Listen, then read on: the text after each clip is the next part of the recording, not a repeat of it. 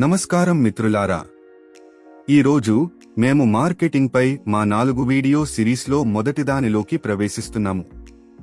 ఈ వీడియో మీ ఉత్పత్తిని ఎలా వేరు చేయాలనే దానిపై దృష్టి పెడుతుంది.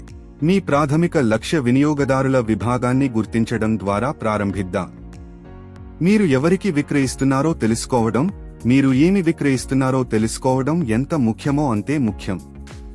లింగం, వయస్సు, స్థానం, జీవనశైలి, ఆదాయ స్థాయి లేదా ఇలాంటి కారకాల ఆధారంగా మీ ప్రాథమిక లక్ష్య కస్టమర్ విభాగాన్ని నిర్వచించండి. ఉదాహరణకు, మీ ఉత్పత్తి చపాతీ, పూరి, పరోటా కాబట్టి వారి కుటుంబాలకు కిరాణా వస్తువులను కొనుగోలు చేసే అన్ని వయసుల మహిళలు, పురుషులు మరియు పిల్లలు మీ ప్రాథమిక లక్ష్యంగా ఉంటారు. మీ వినియోగదారుల ప్రాధాన్యతలు మరియు కొనుగోలు ప్రవర్తనను పూర్తిగా అర్థం చేసుకోవడానికి మీ లక్ష్య విపణి కొనుగోలు నిర్ణయాలను నడిపించే కీలక వినియోగదారుల కారకాలను మేము గుర్తించాలి. మీ లక్ష్య వినియోగదారులు మహిళలు, పురుషులు మరియు అన్ని వయసుల పిల్లలు కాబట్టి వారు రుచి, ప్యాకేజింగ్ మరియు ధరలకు ప్రాధాన్యత ఇస్తారు. ఈ అంశాలకు అనుగుణంగా మీ ఉత్పత్తి మరియు మార్కెటింగ్ వ్యూహాన్ని రూపొందించుకోవడం చాలా ముఖ్యం.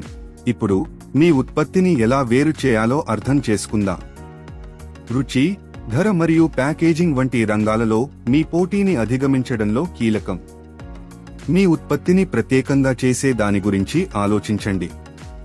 ఇది స్థానికంగా ఇష్టపడే రుచి, దాని స్థోమత, ధర లేదా బహుశా ప్యాకేజింగ్.